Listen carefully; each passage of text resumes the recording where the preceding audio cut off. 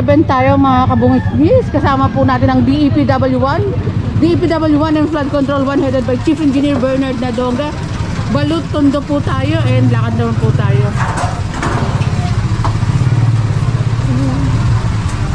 Ayan ang mga obstruction sa bangketa. Hi Tay! Kumpiskado abo. Oh, teka lang. Bitaw na po, boss. Bitaw na po. Sige, boss, bitaw na po. Ayan, kabilaan ang ating operation po dito sa may Daungan Purok 7. Ito pinapasok na nila, sir.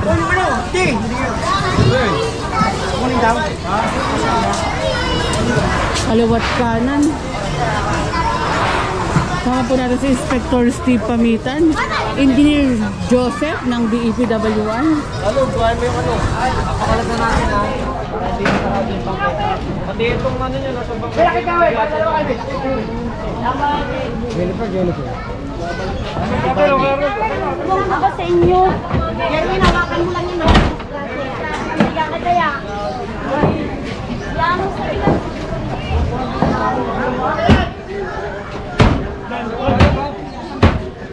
Kaya minamasa na ni Big Daddy kasi wala na pong bangketa dito ang mga daanan. Sa kanila na nakatayo nga sa, sa kalsada, sa bangkete. Kasama rin po natin ang Flood Control 1.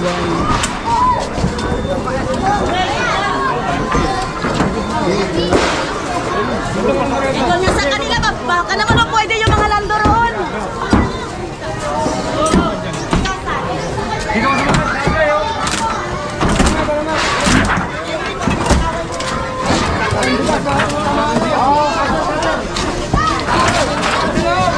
Sandali lang. Halo? Christian, wala naman kayo magagawa.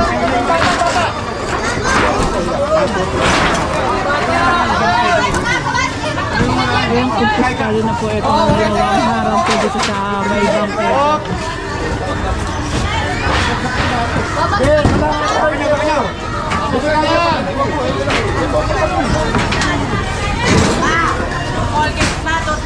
Kaya ako na, kanila na yan.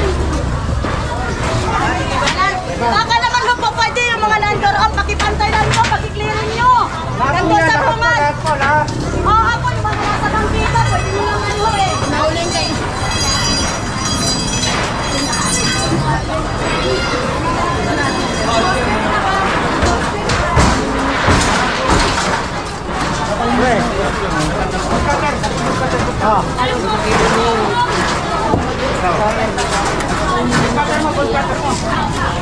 Patay yun.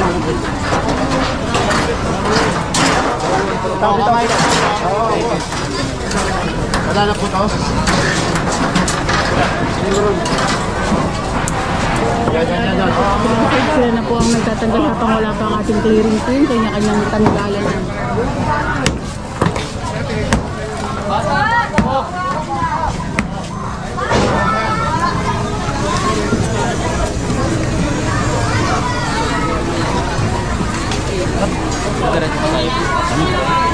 Depende kayo.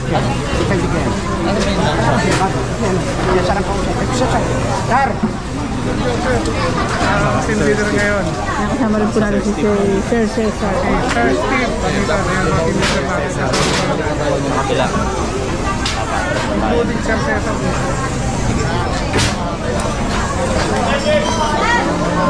Atras na tayo kayo. Ano yan, sila ba ho, nakaano na sa kalsada, di ba? Saan? Ayun o, yung mga nasa bangkita po dito na sa akin ka, nakaano eh. Iba nakaano lang yan. Declaring ka na rin nun, nasa ibabaw ho ng kanal, pwede na naman ho eh. Ayan sabi ni Kahit na ganyan. ayan sabi ni nanay doon sa side. Tinayuan na lang tinayuan lang bangketa, kalsada, di ba kanal? Sabi nila, bakahan eh, di ba? Tinanggal, declaring ka na rin yan.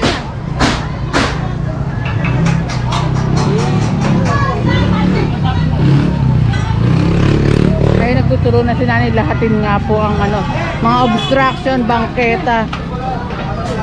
Ito construction materials. Bawal yan kasama sa pinababa ng DILG. Taga-sityon din ako. Sa barangay Barangay Bureau, magkalapit na tayo. Ako yung huli na.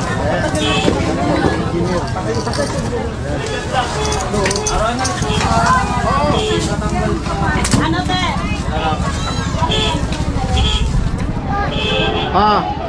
Kasi ano?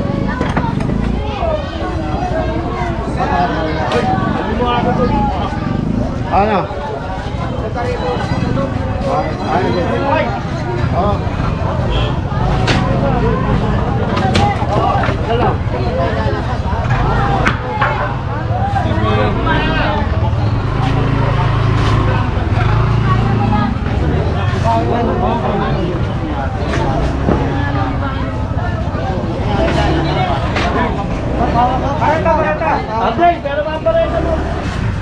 Ay, pinapapasok na po yung mga halaman nila, ma'am. Ay, maganda yung maghalaman kapag nasa property po mismo ninyo.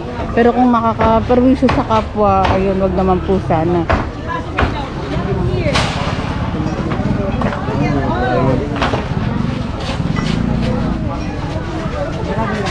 Itong construction materials, ayan po, pinagbabawal ng DILG, naayos na nga po nila, sir. Alabasin mo muna. Ayan na. Palaw.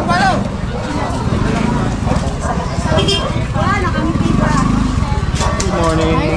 Good morning. Ito mula tayong kasamang towing para magtunga po sa mga sasakyan na construction. Yung mga motor na nasa bangketa, kalsada. Pero kung kasama natin ng MTPB, tow po yan or ticket po.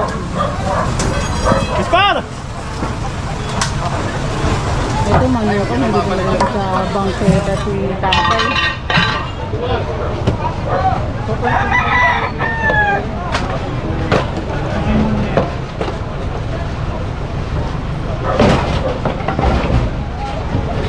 Buat hati dulu. Tindahan, tulungan nyo na rin sila. Ayaw na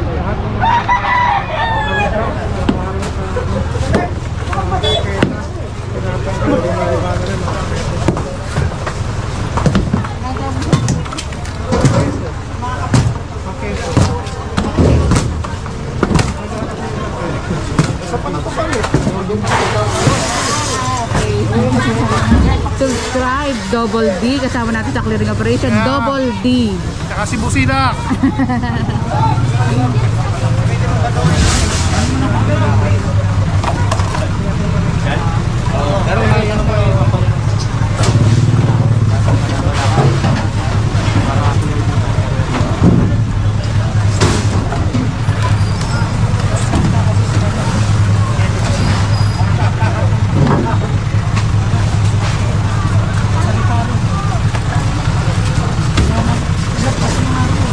Kaya pasampan na nga rin po itong mga obstruction po dito para wala na nga po ngayon sa bangketa.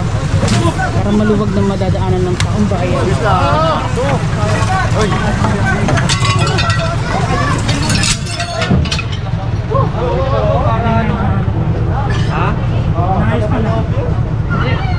Hindi, babalik nyo lang yan din eh. Tanggalin nyo na yung manok nyo, kukunin namin yung lagayan. Kasi hindi naman pwede sa loob ng bahayan. Tanggalin nyo na yung manok. Nakakuha na nga po Ito yung pa, manok ano, nila sir sa kanila. Ay yung kulungan, kumpiskado po yan. Wala pong kinukuha ang ating clearing. Ang tamang word ay kumpiskado.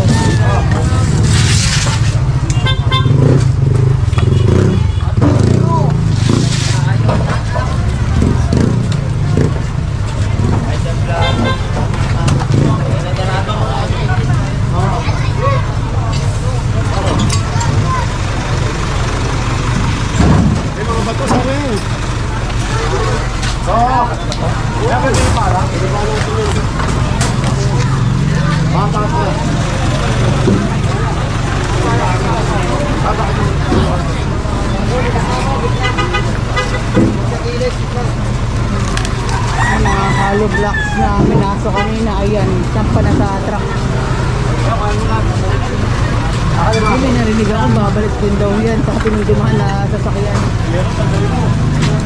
Pero hindi naman magsasawa ang ating clearing team na balik sa taong bayan ng pagkakata at sa kalsada. Kung meron kayong complaint, dial 8888 or punta na lang po kayo sa Manila City Hall. Magdala rin po kayo ng picture.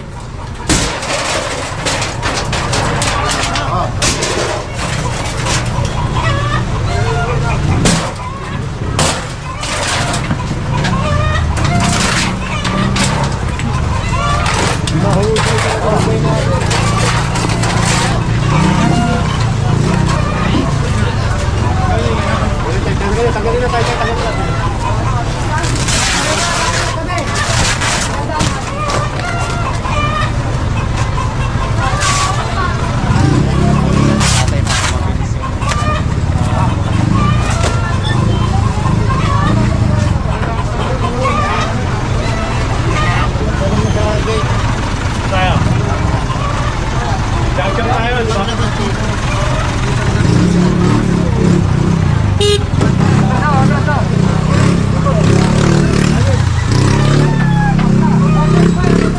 Kaya pakita ko lang po yung lapag mga kabungis.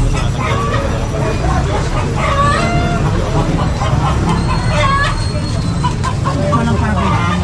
Nakaraman na yung Hindi na po, kasi pag nagligpit kayo, ibabalik nyo rin.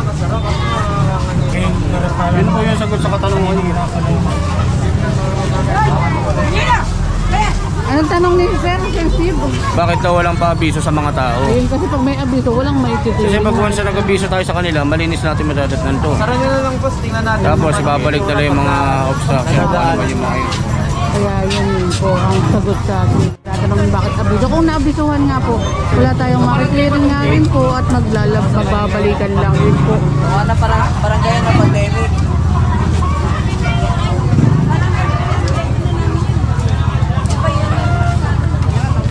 Tsaka ang ating clearing nga pala mga kabungsis, walang abiso nga rin po yan.